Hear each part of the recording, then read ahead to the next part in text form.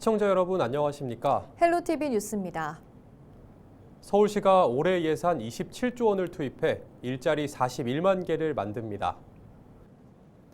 시는 청년 고용 문제가 심각한 만큼 청년의 노동시장 진입을 돕기 위한 정책적 지원에 집중할 계획입니다. 청년 취업사관학교를 기존 20곳에서 25곳으로 늘리고 인공지능, 핀테크 등 신성장 분야 기업에서 경력을 쌓을 수 있도록 청년 인턴 직무 캠프를 운영합니다. 또 실업자, 일용 근로자 등 취업 취약계층을 위해 5개 분야에서 일자리를 마련하기로 했습니다.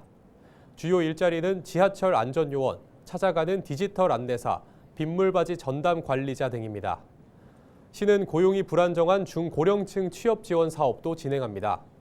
중견 중소기업 퇴직자를 대상으로 경력 진단, 직무, 실무 교육 등을 지원합니다. 이외에 서울시 일자리 센터를 통해 취약계층 6천 명에게 맞춤형 일자리를 연결해주고 구직 희망자의 취업 활동을 돕기 위해 일자리 박람회를 활성화할 계획입니다. 양천구가 고독사 예방을 위해 홀몸 어르신 등 고독사 위험 가구에 대한 관리 강화에 나섰습니다. 양천구는 우리 동네 돌봄단을 통해 원룸과 고시원, 쪽방촌 등 주거 취약 지역을 중심으로 고독사 위험 가구에 대한 안부 확인을 매주 시행하기로 했습니다. 돌봄단은 안부 확인을 통해 긴급 복지 지원과 후원 성금 연계 등 복지 서비스를 돕고 고독사 위험 가구의 고독감과 외로움을 해소할 수 있도록 말벗 활동 등을 펼치게 됩니다. 양천구는 취약계층을 돕기 위해 자원봉사와 사회복지에 관심이 있는 주민들로 우리 동네 돌봄단을 구성했으며 현재 43명이 활동하고 있습니다. 오는 26일 서울시 학생인권의 날을 맞아 서울시 교육청이 기념식을 열었습니다. 서울역사박물관에서 열린 기념식에는 정근식 서울시 교육감을 비롯해 학생과 교사, 학부모 등이 참석한 가운데 유공자 감사장 수여와 학생 참여단 정책 제안 등이 열렸습니다. 이 자리에서 정근식 서울시 교육감은 서울교육 공동체 구성원 모두의 상호 존중 문화와 인권 증진을 위해 지원을 아끼지 않겠다며 공동체 모두의 인권이 어우러지는 학교 문화 발전을 위해 노력하겠다고 밝혔습니다.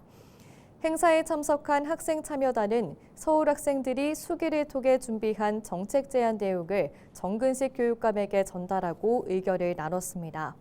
서울시 학생인권의 날은 서울시 교육청이 지난 2016년 지정했으며 올해로 10회를 맞게 됐습니다. 저는 서울 교육공동체 가족 모두가 함께 지향해갈 비전으로 미래를 위한 협력교육이라고 하는 말을 제시했습니다.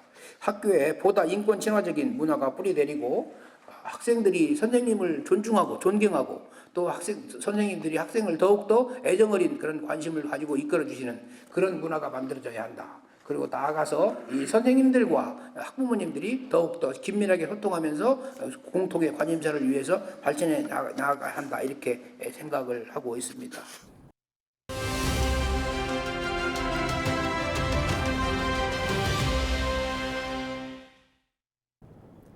헬로티비 뉴스에서는 을사년 새해를 맞아 우리 지역 주요 단체장 등으로부터 새해 계획과 과제를 들어보는 시간 마련했습니다.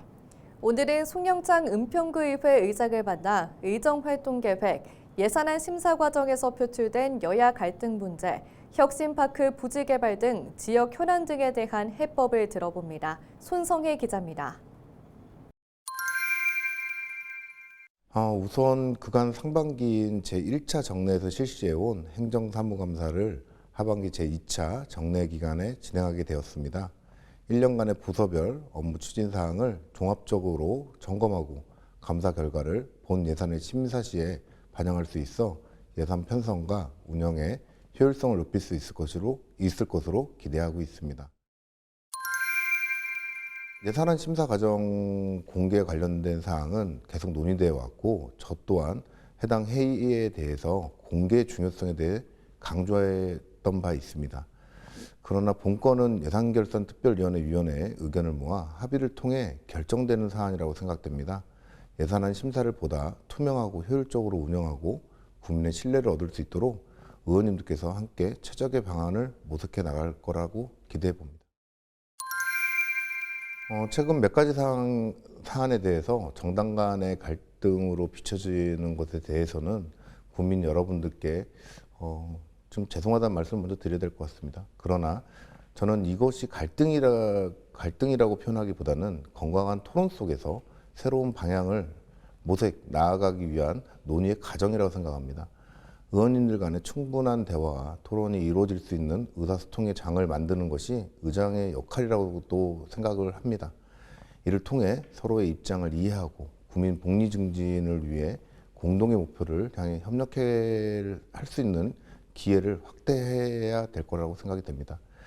여야를 넘어서 은평 구민의 목소리를 가장 우선시하는 의회가 될 수 있도록 의장으로서 더욱더 노력하도록 하겠습니다.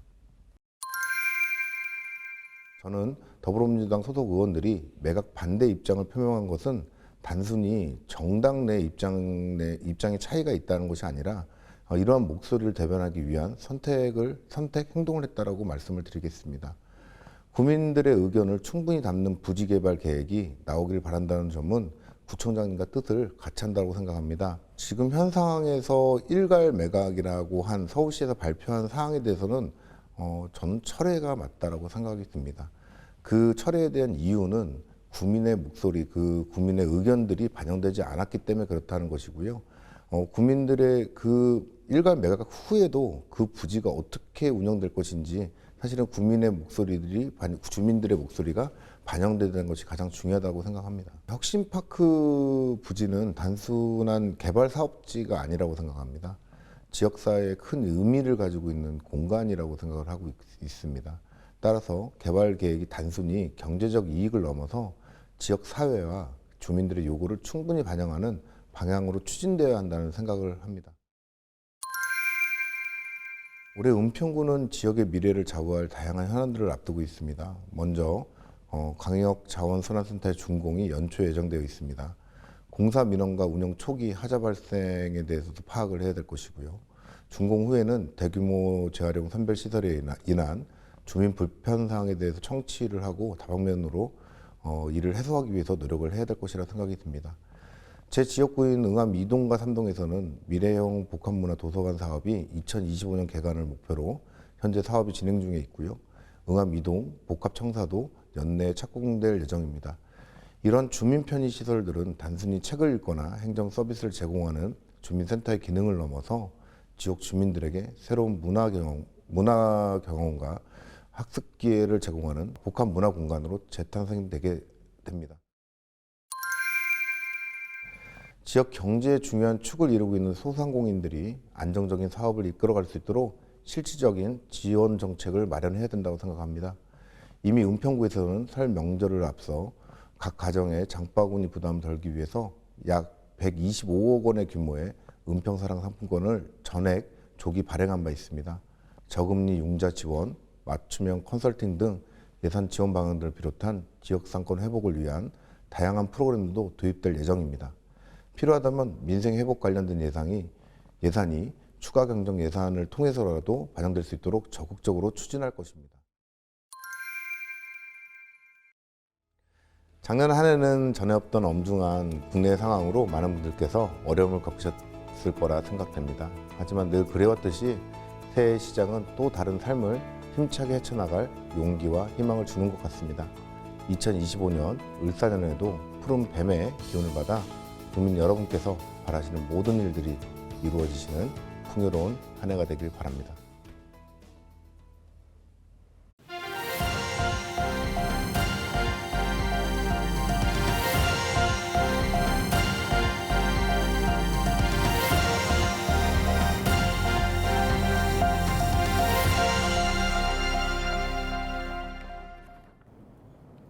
새해가 되면 거리에는 지역의 국회의원과 당직자들이 현수막을 걸어 시민들에게 새해 인사를 전하는데요. 하지만 올해는 계엄과 탄핵 등을 둘러싼 정치적인 갈등이 극에 달하면서 새해 인사에도 부정적인 메시지가 담겼습니다. 비난일색 현수막 정치와 거리마다 메시지 전쟁으로 시민들은 피로감을 호소하고 있습니다. 신병균 기자가 취재했습니다. 대구 수성구 황금동의 한 삼거리. 국민은 새해 복 많이 받고 윤석열은 벌 많이 받고 새해 인사에 대통령을 비난하는 야당의 현수막이 걸렸습니다. 바로 옆에 걸린 현수막, 여당도 지지 않습니다. 이재명의 민주당이 당신의 카톡도 보겠답니다. 이른바 국민 카톡 검열 메시지를 현수막에 담았습니다. 현수막이 걸린 곳 인근에는 초등학교가 있습니다. 대구 수성구 범어동의 또 다른 한 중학교입니다. 비난 메시지가 담긴 정치 현수막이 학교 정문 앞에 걸렸습니다. 시민들은 보수와 진보, 정치 진영을 떠나 과도한 현수막 정치로 피로감을 호소하고 있습니다. 어린이와 청소년의 인성 형성에 악영향을 준다는 우려도 커지고 있습니다. 서로 비난만 하고 있으니까 그런 모습보다는 그 대구 시민들한테 전달하고 싶은 메시지를 주는 게 훨씬 더 바른 것 같습니다. 아무래도 이제 학교 앞이다 보니까 이제 어린 친구들이 봤을 때 좀 그런 부분에서 어른들이 자꾸 싸우는 모습이나 갈등이 나오는 모습들을 계속 보아야 돼가지고 그런 모습이 좀 아쉽습니다. 일단 딱 보면 인상이 찌그러지고 좋지 않죠. 현수막은 항상 뭐 좀 긍정적인 말이 있으면 좋겠고 그냥 뭐 새해 복 많이 받으세요.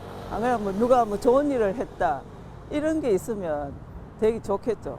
보고 이제 얼굴에 미소가 띄어지는 그런 내용. 상호 비난 일색인 현수막이 거리와 주택가에 우후죽순 내걸리면서 현수막 정치가 정치 양극화를 부추긴다는 지적이 일고 있습니다. 현수막을 걸려면 5개 광고물법에 따라 관할 관공서에 사전 신고해야 합니다. 하지만 금지 제한 규정을 적용받지 않는 정당 정책이나 정치적 현안에 대한 현수막은 관공서 허가를 받지 않아도 됩니다.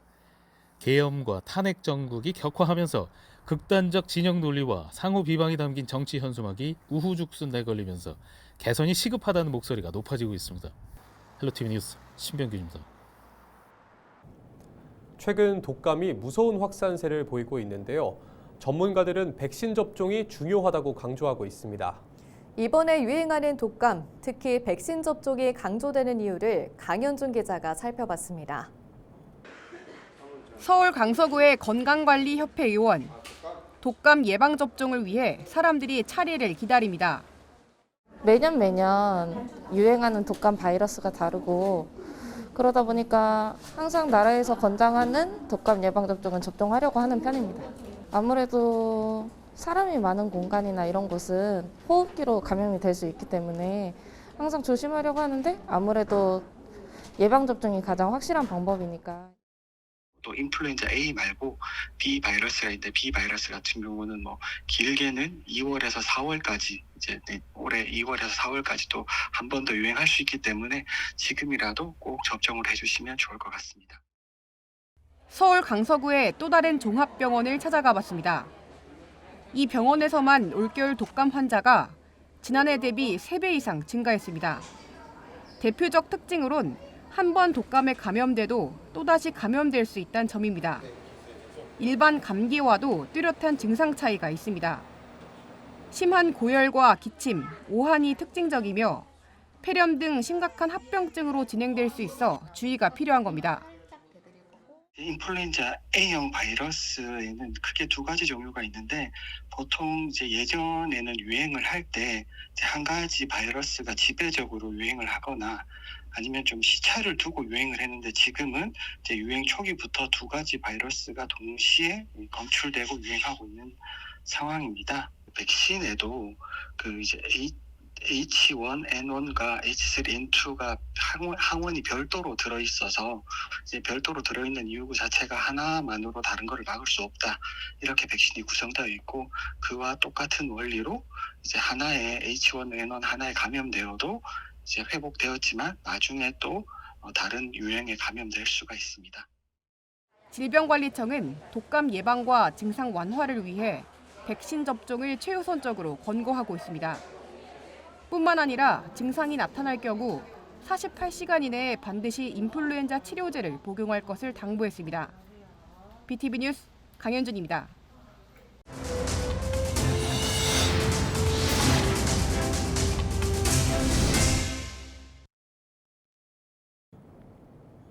이상으로 뉴스를 마칩니다. 시청해주신 여러분 고맙습니다.